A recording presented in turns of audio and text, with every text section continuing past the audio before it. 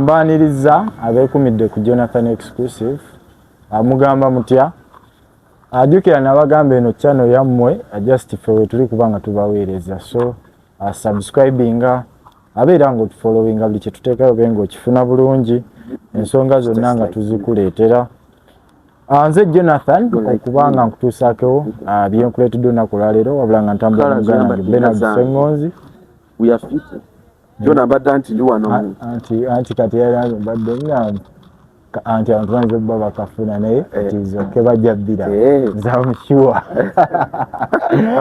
kale nga tetunagenda mu maaso nyongera okubanga nkutegeeza nti okukutuukako awo wooli tuli powered by Star Properties bwe twogera ku bintu by'ettaka ebiseera ebisinga abantu bafunamu okutya naye mbadde sinnalaba kampuni za ddala nga Star Properties abakuguza ettaka okutali ate ekyapa mukazi yeyagenda nakyo ate ki abakuguza ettaka mu bukkakkamu ettuufu eritaliiko nkaayana actually Bernard akireese bulungi Star Properties bakuleetedde ettaka ezziroobwe 5 ku 10 byonna lyoyagala baliina naye kati okusingira ddala balina ezziroobwe nga n'owe miliyoni 3 ogenda funa ettaka miliyoni 5 ofuna ettaka so ndabanga ate nga balinawo n'enkola yaffe eri gye batugamba osevingira mu banka nga bw'okola ki bw'ofuna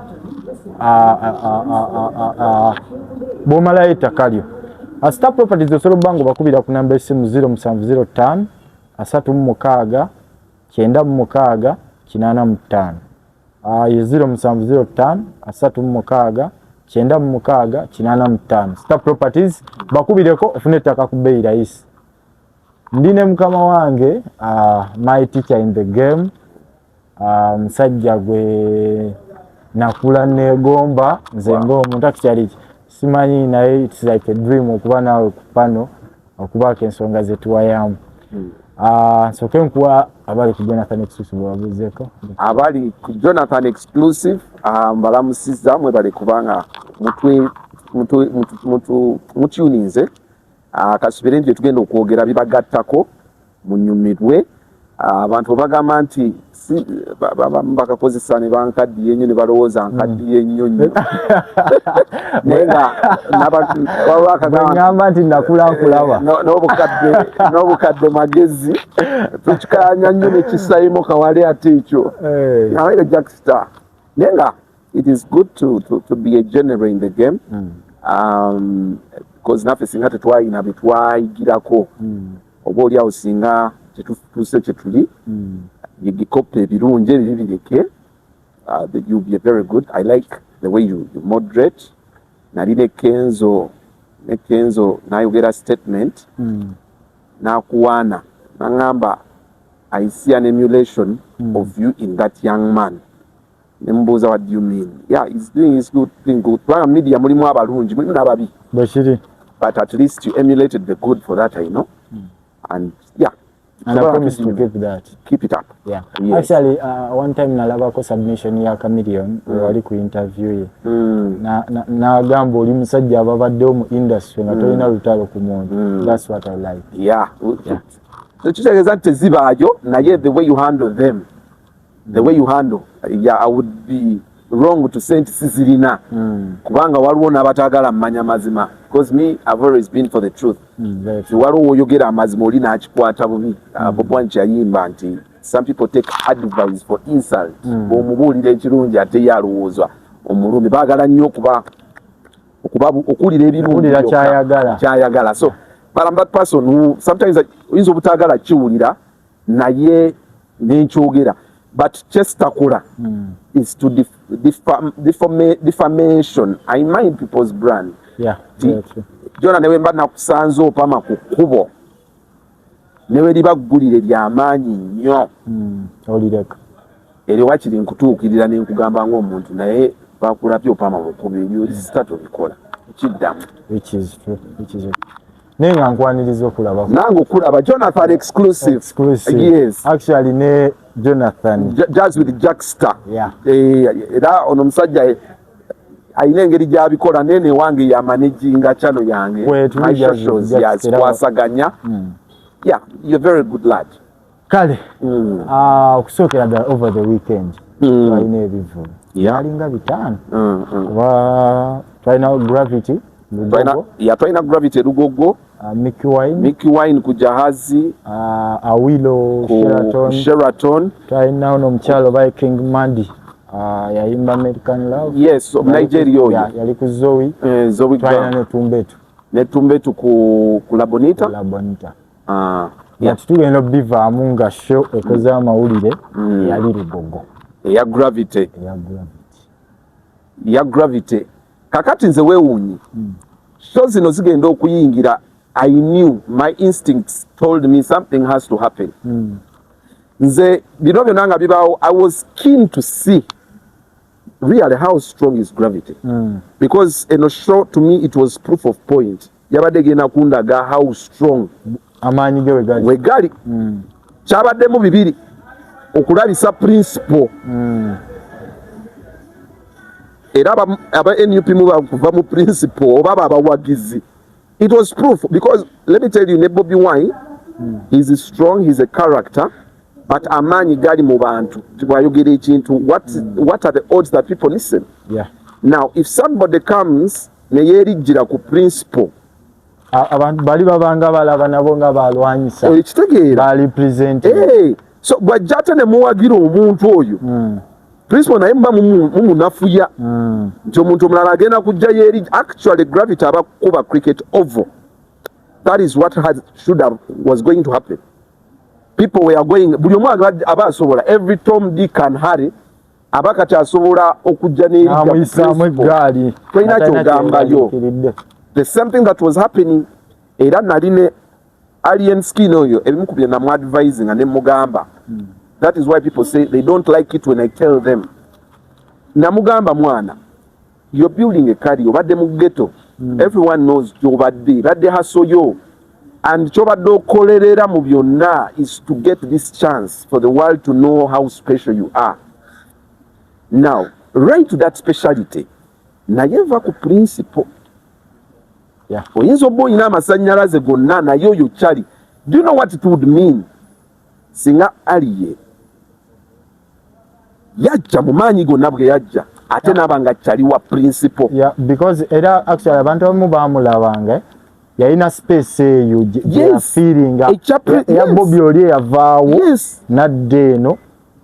People love Bobi Wine, the Chagulanyi Centum, the politician he has become, and they miss the Chagulanyi, that ghetto lad who would come. Oh, that persona, that missing, but they love. So he came and filled that naturally representing Abrunji. The only mistake he ever did for his life is to feel so special. Okuddamu okumanyira Bobi. Bobi is not representing himself. Actually, amasanyalaze Bobi galina gabantu. It is not Bobi Wine that has the masanyalaze. And I want to make that clear. It's not Bobi Wine. Era naza kyogera. But it is what he represents. Ono gwayogerera omuntu oyo kyazalwanirira emitwalo 5 naddayo nga talina gega masanyalaze. It is where the masanyalaze is. Nti ne bucha kumacha Bobi tolaba nti Bobi ayagalwa, tolaba nti Bobi oyagalwa. Ne bucha kumacha nga abaliddemu olukwenti ali ne Museveni balidde sente naye nga akutte ekisawo kya sente mujja kunoonya Bobi ate mumulaba mujja munoonya. So in other words, it's what he represents and it's what he has stuck with. Nkubanga za kizimba. Bobi has had all the money. I tell people Bobi had all the mandate obutabira mu bino bya kisiru. Politics ono yali alina because yali afunye akasente. Afunye akasente. Femuweri. Ku myaka emito. Olina omukyalo wa kabi, olina bichi, olina amaka ga kabi, olina ze business, ozengeze Makokiro Plaza. Yali alina, but you see the calling eri mu bantu bakiikirira. He's a ghetto youth. He has seen ghetto people struggle. He represents that and he wants a change in status quo. He wants people. He wants a representation of these people. And those people are the majority. Actually, someone told me mbadde njogera nitachi nchogeddeko nti mu camp ya MKM Halls singa eno strategy bwababa bandaba bagikozese because bino byonna bitandise okulaga Gravity's flop is one of those because tukyaddayo wa Gravity yabadde tesuubira. This is part of the build up. Gravity emyaka gyamazeewo n'ennyimba zaayina. Bobi Wine nze mulaba akyayina ennyunta y'okuyimba awulira ayagaladdeko awo abantu akube ng'abikuba naye kati takyabiso because he's representing ebintu byayimbyeko bali mu bikola kati he feels kabyekwatira naye wajja omuntu who resonates with him who resonates. Bobi Wine could endorse that person. Najanga arireda naitaliwo. People are being so materialistic olufuna nebapa kubana. So whatever you do, let it be pro people. Mbadde nkugamba MKM Halls. Bino byalina honorable minister bakabanda. Nabeera babbalamu ne bakuuta akadingidi. Bwekera kumacha mpola. Tandika dadi wo tulamutse mwana ne dadi ofuze naye mwana eddwaliro ly'ekasande B dadi okuze naye mwana abantu byaddala bamafia bangi sente bazibba dadi ofuze naye mwana ba MP tubakendeeze sente zigenda nyingi ezo gundi aveyo nga naye ayogera nsonga. Let him be pro people. If he does that, you won't even have loggerhoods with the Bobi Wine. Atobulya wajja mwegatta agambe mujja kiwulira mukirabye. Because that is what Bobi Wine is actually. You're hating him for no reason. Mumuwalanira bwerere, the gravities. Bobi mumuwalanira bwerere. Bobi is simply representing what is on the poor man's mind. Bobi Wine talked about it. This song is not here to water. It's just representing what's on the poor man's mind. So if you want to hear what's on the poor man's mind, then you hear what Bobi Wine is speaking. So Gravity, if you are NRM, if you are really NRM, be your NRM, but be the opposition in Don't NRM. forget banabantu abajja okuwagira. Be the opposition in NRM. Be the one who tells President Museveni ompadde ekisawo ky'essente. Naye I think these people forget something. Kuba waliwo ne wetwala bakawo yali oba Catherine kusasa. This is supporting that is where they go wrong. White banga ate n'akaba nti amabanja manja and people are like Bobi Wine mbadde nkuleeterayo shono nze badde egendayo mbadde njaga kulaba banumpu because nkimanyi they are the majority people who go for shows. We've done that analysis. We've done that analysis on ground. They have the young people who support these people. Ekibatwala mu bivulu ebimu ku bitwala ku bivulu abantu bakoowa omuntu agamba bannaye ebizibu tebiggwa kangende nejje ka stress kangende kali nsekemu atayinza agenda omuntu gwalowooza nti yakamuleetera amuseketereza tasobola. And that is what I wanted to see. All this was happening. I wanted to see amaanyi ga Gravity ne Gravity principal muyisizaamu eggaali omulabisiza teyamuddamu nayogera byonna principal n'asirika abantu ne bagamba kale kati mbadde njagala kulaba bano bagamba because Bobi Wine abayita nnyo n'akola gundi n'abagamba na muyiwe mu kkubo mwekolembe muteekewo embeera ne mutuula kakati ne kino ekiri in your mandate mbadde njagala kulaba we muleka omuntu ayisizza mu principal eggaali mumuwagira Gravity abantu bali bubi byo bya ddala ekyo kyo tikitulumamu people are struggling man, people put up businesses and people flop the business negana ngomusolo gulemeseza business n'owuliranga there are people you have to sideline with the ruling party for you to survive. Ejo emirembe gibagizeemu emirembe gya slave trade emirembe egyo where the master the gun is the master Bobi Wine yakiyimbako. And the people wasoma for us who did literature waliwo akatabo ka Nguju ya Thiongo. He tells you how people had to strip law just to survive. People have to kneel down for people to survive. That is not how things should change. Nalina ko wa boda nga wa NUP yali amvuga ku bypass okwo n'agamba mu law singa Museveni yazima enguudo zino ngaabi nga naye asiimye Museveni ono twandimuwadde akalulu singa amasomero oba okitegeera singa mwana nze yoona akyatukalakata. Let me tell you, Muammar Gaddafi was a dictator, but he was this is no, it's okay. A design. Muammar Gaddafi was a dictator, but he was pro people. So if ajja kuleeta kyaleese akisalewo olumu nga kigenda gasa abantu. So I think this is what our government is lacking. That's why people are boycotting. But go against them. They feel this is the only way they can attack you. Why am I bringing this conversation and why am I on your channel exclusively, Jonathan exclusive? I want to appeal to my artists because I know you inside out. Tetugenda kwewala bya politics because enongo katerimu politics takyasova mu music ebyo tebikyasobola. It is part of, because naba politician bakitegedde nti abayimbi bano they are a PowerPoint. Okitegedde. So one, they're going to bring you money to put them on your side, which is okay because let me tell you, you would be yadomulembe guno gulimu abavubuka bangi, you would be wrong to send NRM badde 100% bad. Pozi nga tewalaba ku ntalo tebakunyumiza ku ntalo zaaliwo wano. Museveni ekyo kyo abantu abawadde ddembe singa mu ddembe lyabongeriddeko bino ebintu Bobi Wine byayogerako ane muzimbe ntugazimba ngudo neziterera abavubuka mu basomeseza UPE, but how many young people have jobs? Let us look into this. We had things like the cooperative banks. Emwanyi tukimanyi bulungi nnyo ya kitunzi. Why aren't we encouraging young people? Why aren't we investing in these sectors? Endongo esasula abantu obuwumbi. Why are you not giving it copyright? You understand? Let's employ. Let's make Uganda a better country. Waliwo ensi nga Malaysia, Uganda yali efandinzeeko Malaysia.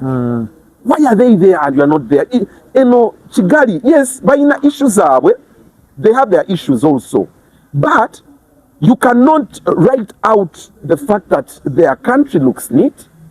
Their country, you get. So, South Africa, but then apartheid, it's been struggling with apartheid just a few years here, 1994. Just 1994. But South Africa is the US of Africa. What have they done this? Ekyo kindeetera nga tudda ku share Gravity. Asuulira wa? Wasuulira ye principle. Kyeki kyegambye. The hope. Mu bulamu bw'oba oyagala muntu akutaagule. Play with his hope. Jonathan, we know Museveni tasobola kutereeza buli kimu. Bobi Wine tagenda kutereeza buli kimu. But he's a hope. He represents hope. Hope is the reason you wake up every day. No kwata camera yo phone yo no kola. With the hope nti YouTube ejja kunsasula. With the hope. Omuntu akera mukamchana akola with the hope. Esubi kasitozanyira kusubira abantu. Then oboba nyigiriza you. That's why you see uprising. So now Bobi Wine represents hope. So Bobi Wine nakera kumacha, and I've seen him say that in his statement. Nakera kumacha at one point nagamba abantu nti you know what? Mwana nze Bobi mwana ntandise okulya era nofuna ekifaananyi just mu state house singa bali bonna yetuterolaba obunu ekitegeera yes nekifuluma nga Bobi aba akutudde abantu bangi because it's hope is their hope. And me, I want to stand here. Is a hope which he's fighting for can be really adjusted. Nali walipopa nabagamba, you don't need to fight me. Mutereze. Senyo nikatabade ku campaign. Eya MPs not taking parliaments. Yes, Twitter, but if circumstances were normal, if the country was okay, but now, how do you say you're going to put 5 billion in a sitting? MPs, why aren't you shy? You understand? So I want an artist who is pro-NRM, Kali.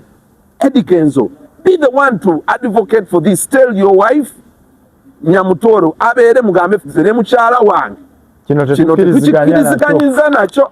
Parliament ekifo ky'okugenda eggulu ezimbe eggulu eddwaliro eryo mukwate bilioni 5 mugambe twali tugenda kujja eggulu naye olw'okuba abantu basiizizza amaanyi sente ze twali tugenda okutuulamu eggulu tulizanyizeemu eddwaliro tuliyise Among Hospital kali tusazeewo lino baliyite Among Hospital gy'abantu let's commemorate muliteekemu eddwaliro sente okitegeera oba mugambe gavumenti milioni 5 eziddemu ezibadde zigenda okuweebwa okutuulamu tubadde twakalaba abantu abagwiriddwa kasasiro ekiteezi let us sit and say singa abantu population y'ekiteezi n'abantu abakoseddwa bali 200 oba 1,000 kale sente zino buli omu bw'aba afunyeeko 20,000 gabayamba to start a life oba okufuna medication abali mu kubonaabona oba okutandikawo ka business ababadde batundira omwennyanja ababadde balonda kasasiro bilioni 5 ezo ziyambeko you get that kind of mindset nga kati bakenzo oba ba gravity those are things you beba byogera yes be NRM but be pro people temujajabya aloza kye kibasirisa n'atuuka na because kati olabiranga ku Edikenzo yali gaye yayimbanga ennyimba ezo zivolongoto ki era actually nzijukira we namubuuza ekibuuzo ekyo nalaba reaction nga teyali nnungi noloza ki ekibaleetera okutuuka naga kansirike nve ku musajja I think one oluusi oyinza obutabanira they are intimidated but waliwo kye bayita accountability ndowooza bamala obbawa ssente they tell them to call accountability naye how they play the card wrong is telling them maybe to attack Bobi Wine. Naye nze singa oba ompadde ezo ssente nga nziridde era nja bagamba ebyaddala mumpadde ssente zino because of the numbers so when munanyiga you're going to lose the numbers you people nze mundeke nja kuwaana abantu let me represent it ndi wa NRM naye NRM enzukufu egenda obabulira amazima egenda obanja enguudo Sekikubo is a member of parliament there is a gentleman Sekikubo Sekikubo you can think is a NUP candidate he's a NUP MP he's NRM but he puts these guys kungundi walo guy bayitanga mbwa takamwa before he got spoiled he would account yes because let me tell you one thing nti bad company corrupts others you know very well nti Museveni ayinza okuba teyandibadde mubi naye abamwetoolodde bo baagala mufuna so bamugamba buli kintu kiri bulungi wayi biri bulungi naye singa avaayo yagamba nedda muzeeyi bakulimba Kayinye Mugisha akulimba oyo advisor akulimba yitirako gundi abantu byaddala bali bubi banguudo mbi sente zino zoyagala okuwa waloze ekyali ekyemmwanyi eno omukazi bamuyita peneti sente ze za peneti zijja tuttisa akalulu sajja oyo peneti eyo dikoyimbi eddwaliro liraba waliwo ekisaawe kya Kibuwa kye bali balina ozimba Arua batwage notuukayo nga kantu nenga billions of money in fact kye nabadde ngenda okukuleetera Kayine Rugaba because if you come in that card Kayine Rugaba you be pro people tell your dad what he doesn't want to hear change because you have the power you have the gun you have everything goteekawo nti ali enguzi bwe mutegeera life imprisonment gokipushing nga abantu wa Museveni nno mukambwe yabyogedde agambye bwe bakwatibwa enguzi waliwo we yavaayo n'agamba nti takyayagala kulaba motoka za gavumenti nga zikuba obuŋombo obwo abantu baveeyo and people are like this is right those are things that's how you have to score you don't need the balance you don't need to sugarcoat it you see things with its perspective twina mu butale lambula laba abakyala ddala sente kasula azituusa ddala aziwa abantu abatuufu ez'emyoga because the project is okay people are putting in money people are putting in emisolo gigenda naye ddala kasula are you sure that money is reaching the people so gendawo you do some feasibility study ate bateekeko akazito bannaye sente z'emyoga bazitaddewo naye bannaye akalabba bwe naategeera beyond reasonable doubt nti wabbye sente z'omusolo bakusibe akalabba bakateme nga gwe, just imagine nga gwe Kaline Rugaba. People are going to think you're pro them and do it. Gambo Musoro, whoever who no campaign yajja enguzi abantu babbi enguzi and people like singa bateekawo ettaka ddala woba wabbye enguzi ne banoonyereza nti gundi Anita olina ebizimbe bino weebiti naye nga kituufu obirina naye nga tekigatta sente ezo tolina, you can't really account for that. Then Kaine Rugaba, you be the one to say I'm liquidating never dictator. I'm liquidating every building. Oli bwabanga wakigula naye nga tekiraga nti sente ezo zaali nzibe. If we prove beyond reasonable doubt bagatagatya enkola yo nga tekivaamu bakiteeke mu auction, kizimbe wakizimba biliyoni 2 bagamba alina kawumbika mu kitundu jangu okigule kuba ono kibbe gavumenti kamu ekitundu ako bakafune kati tukafunye kana kagenda zimbe eddwaliro lye Kansanda olage n'abantu ekizimbe kisigaddewo kale kyajja Museveni kyayogera nti temubatiisa nnyo bitwala bweru kisigaddewo naye ate ne sente zivuddemu ate zizimbye zitereezezza ebibadde bisibye abantu enguzi bagikendeeze. So Gravity nga concluding on your question yazanyira ku hope. That's Bobi Wine. Bobi Wine ayinza okuba is not an angel, but at least he represents the majority who are struggling, who really need a change. Actually, people who are on ground, they just want things service to change. Delivery. Service delivery. Chibalumo okuwulira nti ba MP bali gulu balya billion nga tewali kibalumo gamba nti mulimu ba MP 5 nenga tebalina nabye bateesa nenga sente ze balya bwozikutulamu okumala emyaka 5 zisasula omusolo I mean debt ya government lyeyina zizimba enguudo. What should be done ba artists bano balina kukola ki mu kaseera kano ke tulimu, because fena tukirize tugambe okuva Bobi Wine we yayingira politics officially music yayingira mu politics. Very true. So mu kaseera kano abayimbi bano balina kukola ki era balina kwewala biki? One, to face ebintu ngegagwa the campaign gyendi okwencouraging abayimbi, you be pro people.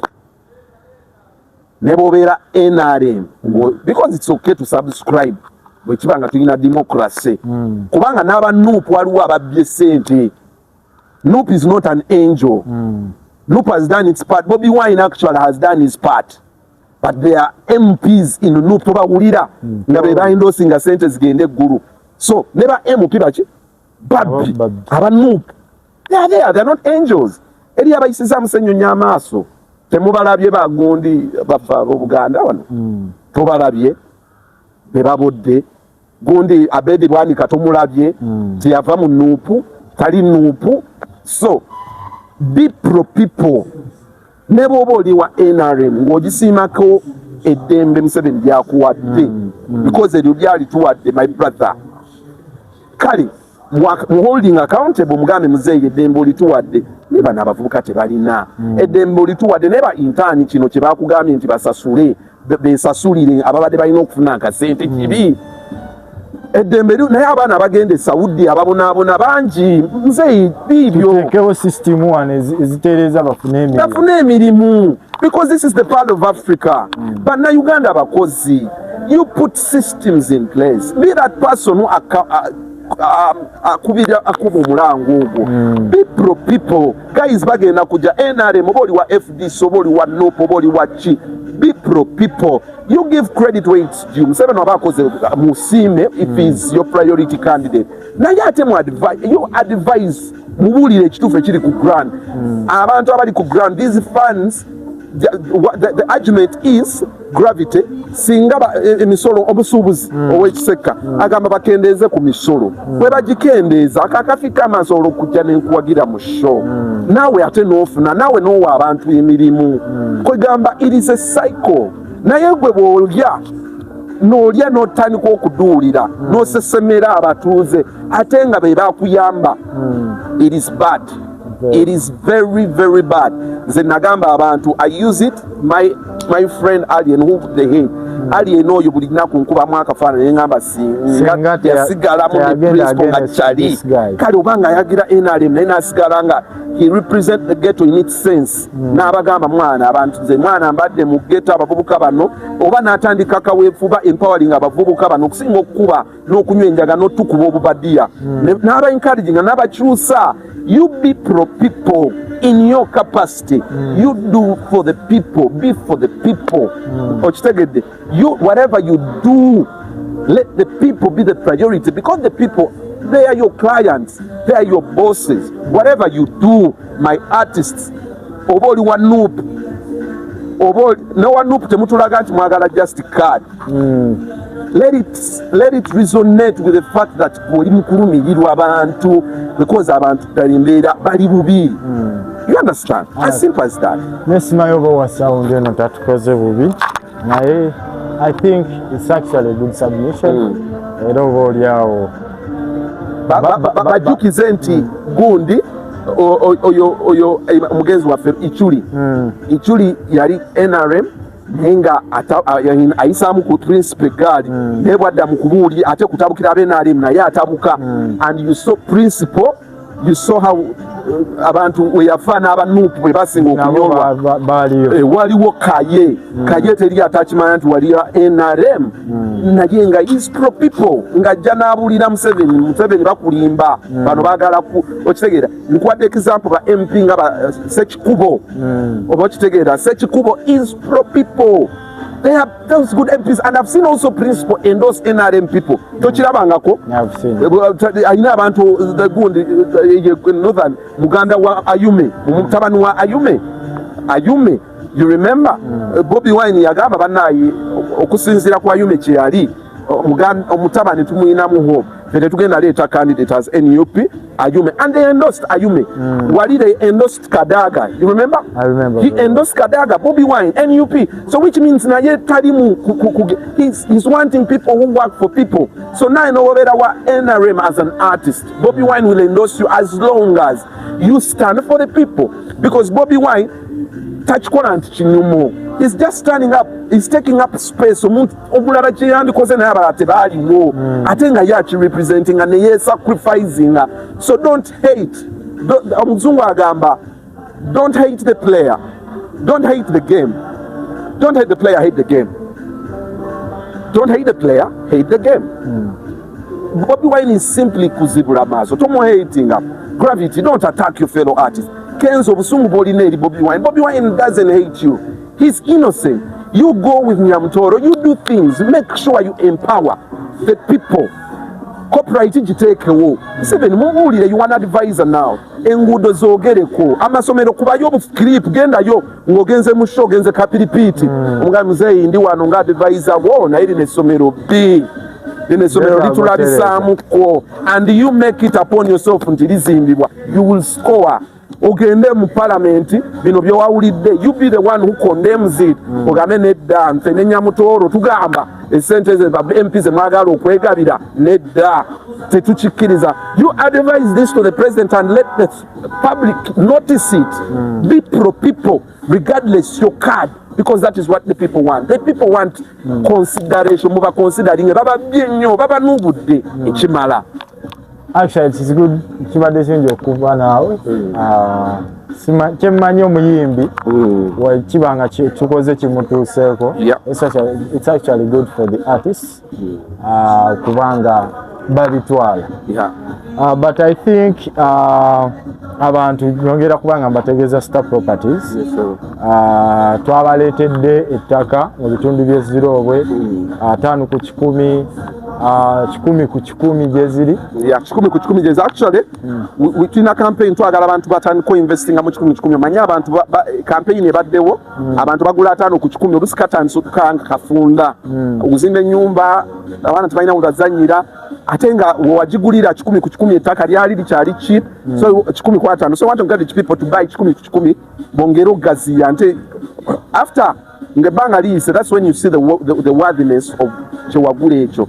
Temugula nnyo ttaka property eri close mu kibuga Baseere kuli ekintu ekigazi ezirobo tuyina acres ennungi nnyo tuyina 10 ku 10 tuyina 5 ku 10 tetusala buno obuploti obutonotono twagala kyova tutandikidde eyo miliyoni 5 10 ofune ettaka eddungi ate nga kibanja mpola. We have an arrangement with the bank whereby you can deposit. If you open up a bank with DFCU property account, this is a property account, you can put your money in the bank. Bank haibwetuma alafu echapa tukiteresa banka.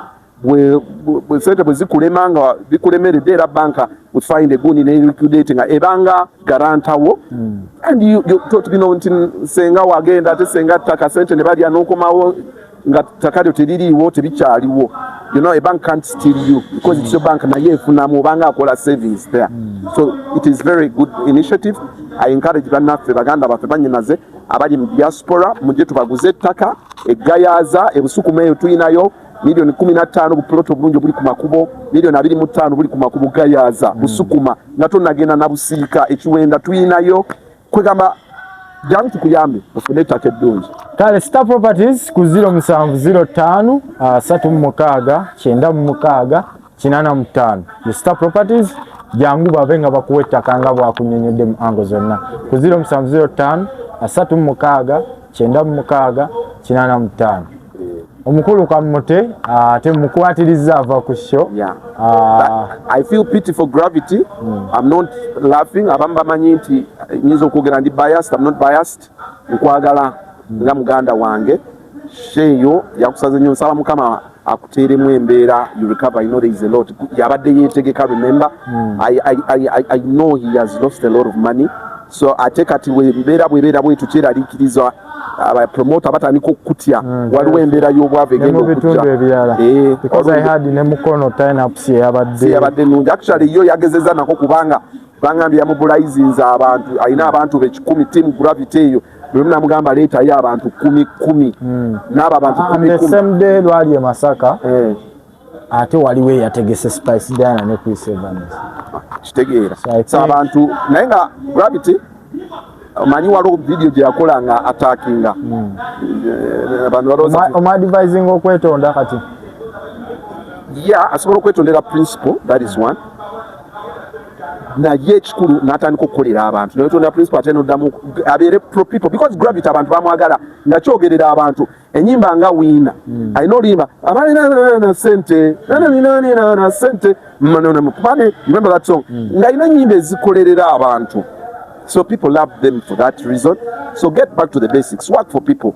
Let people be priority. Neoba okubya akawumbi yonna gyokakubye gwe kumawo owane gyowano bagamba nenze ndi eyo naye zino ensonga ngenda zoogerangako mullo era mubaweeyo mandate muteekewo that weeramule bwotyo ogambe nti ngenda kulya zino sente naye nze ngenda kukolera abantu. I can represent you as Gravity mbere ambassador because it's an artist ate nange mbaga naye ekikulu kyabyo kinaaluma abantu nja kyogera temunteekako gundi ba MP nze nja byogerera nze ndi bw'abantu era kyovala nina. So if you play that card you play advocate bwe kyetaaga kwogera kyenyi muzeeyi mukuba akama muzeeyi ekituufu ekiriwo okaddiye tetwagala ofe nga tolabye Uganda tutoka mukama akuyize kwa tuma joliko mukatebe wakanga olabe bitanga tulake ewa erwachi tula olabe ku muntu bwafuga bwakola obubi omuyite nedda wano sibwe nzebwe najja okitegeera be the advisor the guy ensi egenda kwetaagayo advisor the grandfathers okitegeera tandika okumuholdinga akudiramu naye atambulire ku nnono bino balina okukola oba Bobi Wine basi Bobi Wine wakayine Rugaba bino biruma abantu tandika obikola ebyaddala okitegeera be an advisor real si kuba nti olidde sente ate bwe bazikuwa tozitukuba Catherine bye yakola mwe temwalaba ku Geoffrey Lutaaya I mean Irene Ronald Mayinja gayo yalina obuganzi. So people can hate you. You don't put your careers in jeopardy. Okitegedde kubanga waliyo abali mwenare mbe tumanyi naye abantu babaagala. Just work for people, advocate for people, speak for people. Let people be the main twist in all this. Mweyogerera abantu beera muntu w'abantu ensonga ezimu abantu zoogereko ate zirwanirire because people want you nabo bafiiringa nti tuwagira owaffe ne bw'oba oli eri mu kaadi eri ekega King Michael tabikola King Michael tewaliwo atakimanyi nti wa NRM. Oyo omusajja alina obuganzi mu bantu. He comes out and speaks. Nayogera ne Bebe Cool. I told Bebe Cool. Bebe Cool, I know manyi you a man of character, but speak. Ekibi kyogereko kibi. Don't be hoodwinked by people just because they know you have numbers. But ango kukozesa bagambe ebituufu. Bagambe mwana president.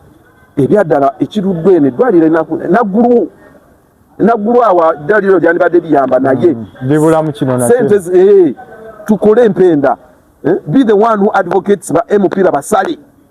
MP mulibanyi mu parliament. Your idola. You're just eating people's money. Ate mwongera kuleeta mu constituencies.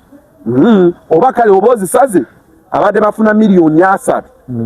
MP jangu nga bakuwa miliyoni 15.